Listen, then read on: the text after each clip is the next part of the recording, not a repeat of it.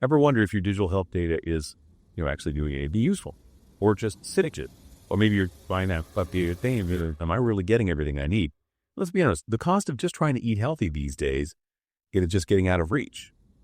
Welcome to the deep dive, where your show that begins before interesting facts and maybe a laugh or two along the way. Our mission, always tailored for you, is sift through the noise to pull out the important stuff from the sources you share. Today, we're digging into some really interesting insights from the Consumers.app news aggregator, specifically their Consumers 360 news commentary, consumer trends and news from July 1, 2025. It's a snapshot of some pretty big trends affecting all of us: health data, food choices, cost. It's all in there. That's right. We're going to unpack quite a bit today how your personal health data is managed, or maybe mismanaged. Some, let's say, surprising truths about diets, and the very real global challenge of affording good food. It might seem like separate topics, but they're actually quite connected. We'll help you see those links. Okay, let's get into it. All right, first up, this headline from Forbes: Patients' views on healthcare data and what it means for strategies. So, lots of us use patient portals now, but beyond just seeing a test result, what are the real benefits for us when we engage with our own health data? Is it making a difference? Well, what's really fascinating, I think, is how these portals are shifting things. It's less about just the doctor holding all the info and more about you having direct access.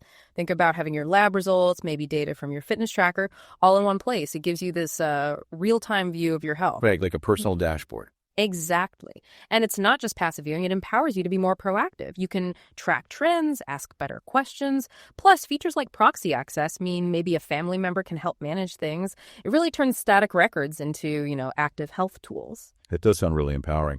But are people actually using them like that? Or are there barriers? The research you mentioned also talks about social determinants and low-quality data really affecting outcomes. How does that fit in? Yeah, that's a huge piece of the puzzle. Social determinants, it's basically everything outside the clinic that affects your health. Like where you live, income. Exactly. Your neighborhood, your job, access to good food, transport, all of it. These things massively influence health, especially for more vulnerable groups. And if the patient data itself is incomplete or inaccurate, low-quality director, it just makes those health inequalities worse. It's harder to even see the problems, let alone fix them. Wow. So improving data quality isn't just technical, it's almost an equity issue. It absolutely is. It's about social justice within healthcare, really. Okay, so connecting that with all this super sensitive data flying around, how do we protect it? What does a really strong, privacy-focused data governance framework actually look like? Sounds complicated. It is complex, but think of it like building a digital fortress around your health info. It's not just about hackers getting in. It's about clear rules, who gets to see what data, when, why, and constantly checking that. Yes, it means following regulations like IPA, but it's fundamentally about protecting your information from misuse, even accidental misuse within the system. Okay. This protects patients, obviously, but it also reduces legal risks for providers and just makes things run more smoothly and safely. Makes sense. Now, what about newer tech? I keep hearing about blockchain. How could that kind of decentralized approach help with healthcare data security and privacy?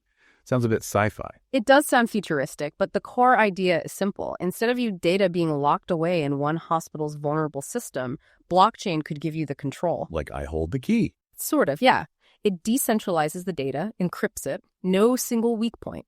You could potentially control who sees your health record, granting access piece by piece using things like decentralized identifiers.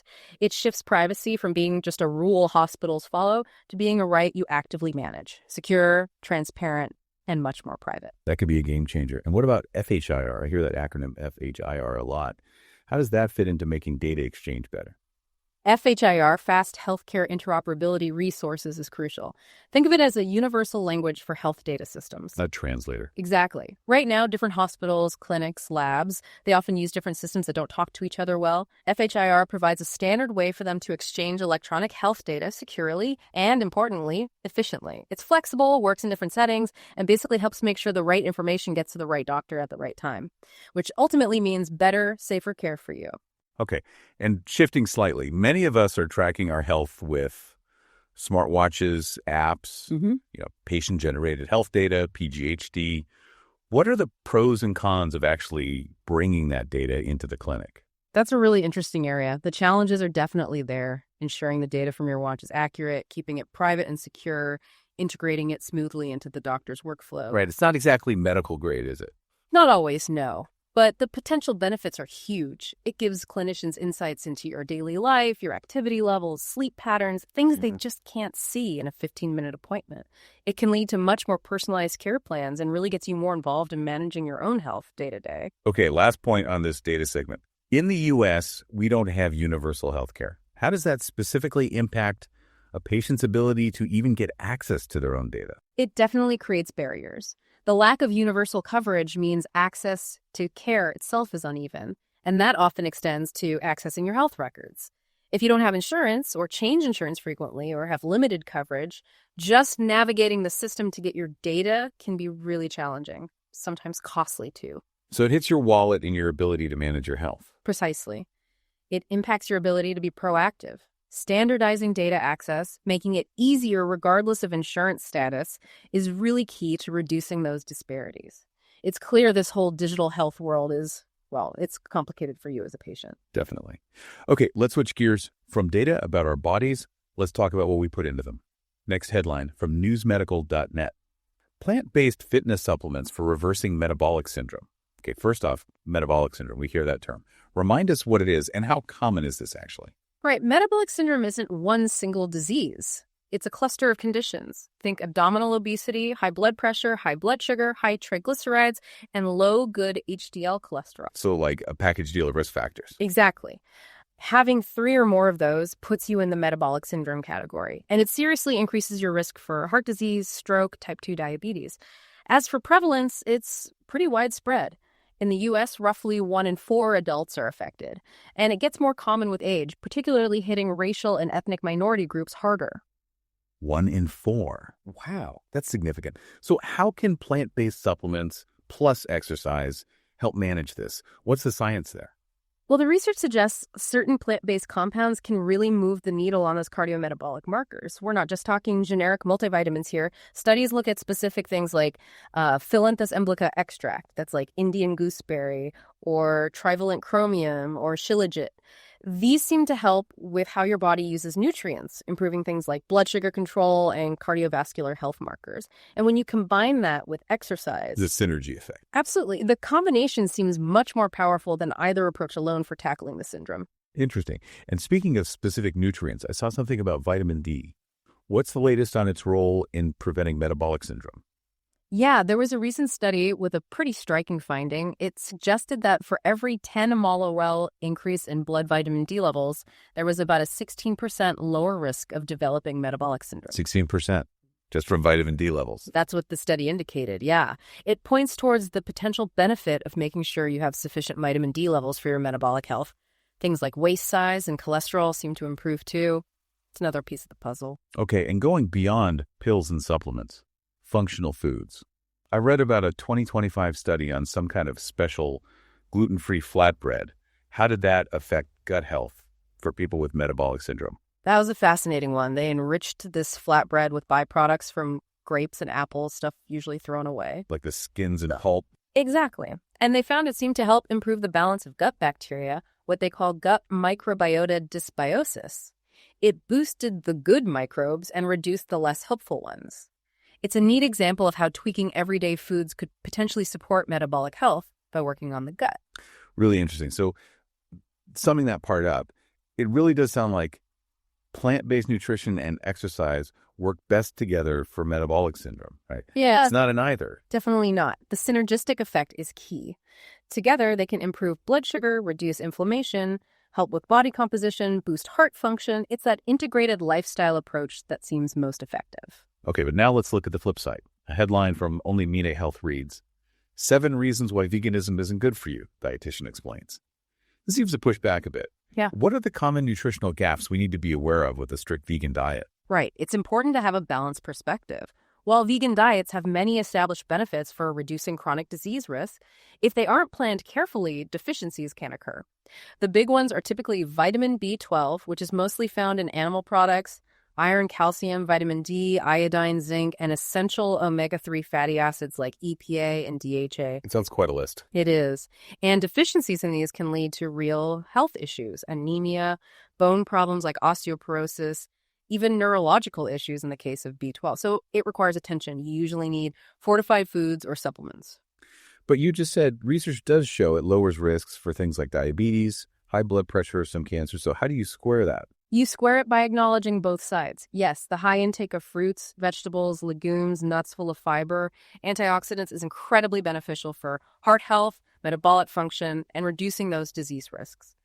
The challenge isn't whether it can be healthy, but how to ensure it is. It's about maximizing those benefits while actively addressing the potential nutrient gaps through smart planning. So that planning aspect is crucial. How does someone actually do that effectively? It really comes down to being informed. Using fortified foods like plant milks with added calcium and vitamin D or nutritional yeast for B12 is key. Supplements for specific nutrients like B12 or omega-3s are often necessary. And it's about choosing a wide variety of plant foods. Some newer research even looks at personalized vegan diets, using data to optimize intake, like suggesting specific mushrooms for vitamin D or certain beans for amino acids. Personalization again. Interesting. What about the wider view, how people perceive veganism? And I saw a mention of its socio-political side, particularly Black veganism. Yeah, perceptions have shifted a lot. It's less seen as extreme now, with more recognition of the health and ethical aspects. Social media definitely reflects a growing acceptance, right? And Black veganism adds another important layer. It often connects the treatment of animals to broader social justice issues, like systemic racism and the historical context of food access and control. So for many, it's not just about health or the environment. It's a statement against inequality. It shows how food choices can intersect with culture, identity, and politics in really profound ways. So your diet, it's never just about nutrients, is it? Never just about nutrients. Okay, let's zoom out even further now. Global nutrition policy and access. This headline from the Royal Gazette. Nutrition leads the conversation in Health Strategy Conference.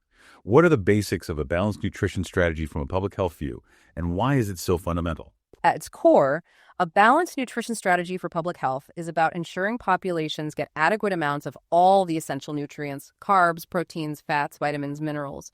It's fundamental because good nutrition underpins everything else. It supports growth, immune function, prevents malnutrition, both deficiency and excess, and dramatically cuts the risk of chronic diseases throughout life.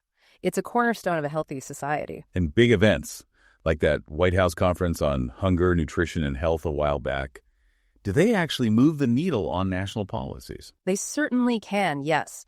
That conference brought a renewed focus and, importantly, collaboration. It wasn't just talk. It spurred policy initiatives and commitments from businesses, nonprofits, government agencies.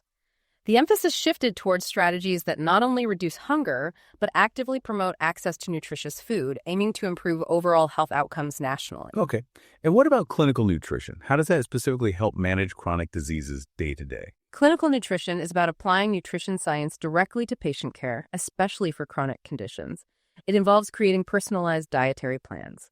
The goal is to help patients maintain a healthy energy balance, get the nutrients they need for their specific condition, and manage symptoms. It integrates fields like dietetics to prevent, diagnose, and manage the nutritional side of chronic illness. Got it. There's also this term I've heard, the double burden of malnutrition. What exactly does that mean, and why is it such a headache for public health folks? The double burden is a really tricky challenge. It means you have problems of undernutrition, like stunting or nutrient deficiencies, existing side by side with problems of overnutrition, like obesity and related diseases, within the same country, community, or sometimes even the same household. So too little and too much at the same time. Exactly. It's a huge concern because you need complex, integrated strategies. You can't just focus on hunger or just on obesity. You have to tackle both simultaneously, which requires a much more nuanced approach to food systems and health policies. Wow. Okay, here's a really different angle, space. What role does nutrition play way up there on space missions? How critical is it? Oh, it's absolutely critical on space missions. Think about it. Astronauts are in a demanding, stressful environment.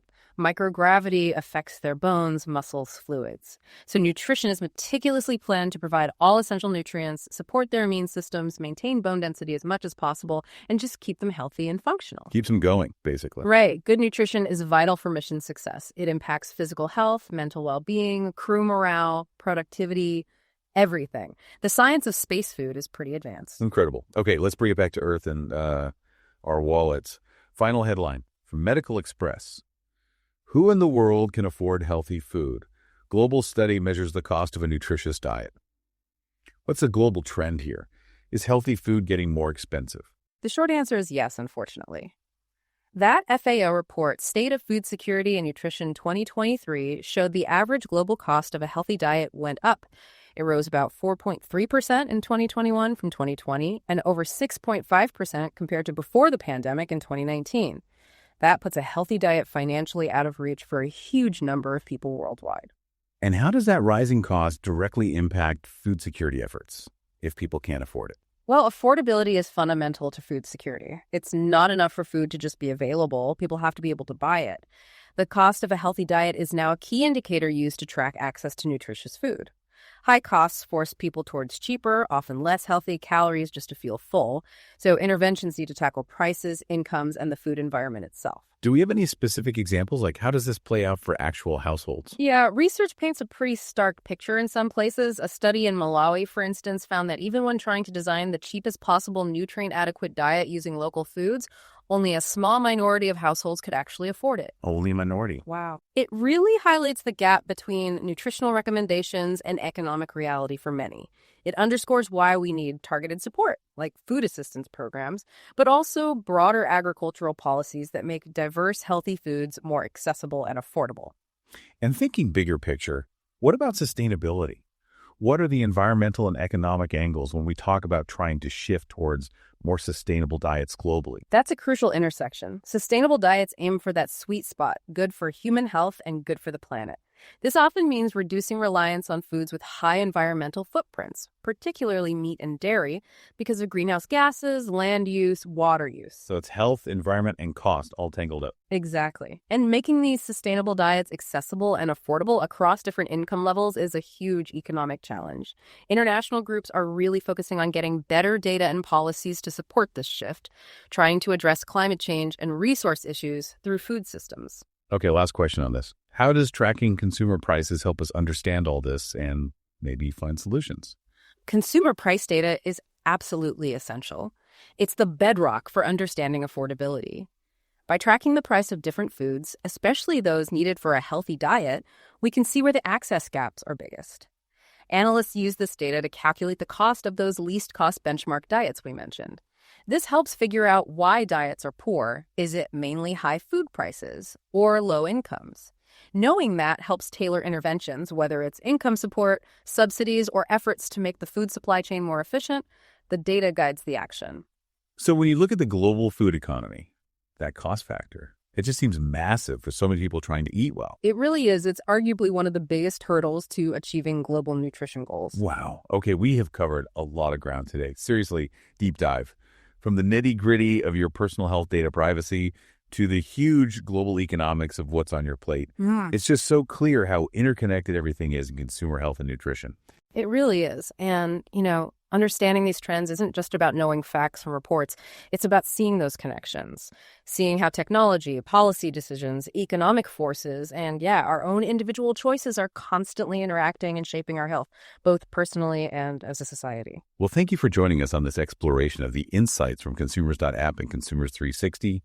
We really hope you feel a bit more informed, maybe a little more curious too. So here's something for you to chew on maybe. As we keep creating more and more personal health data, and as our food choices get tangled up with costs and global issues, what does it genuinely mean for you to be healthy in this incredibly complex, connected, and let's face it, economically divided earth? To think about. Don't forget to like, share, and subscribe Consumers 360 for more deep dives. We'll catch you on the next one.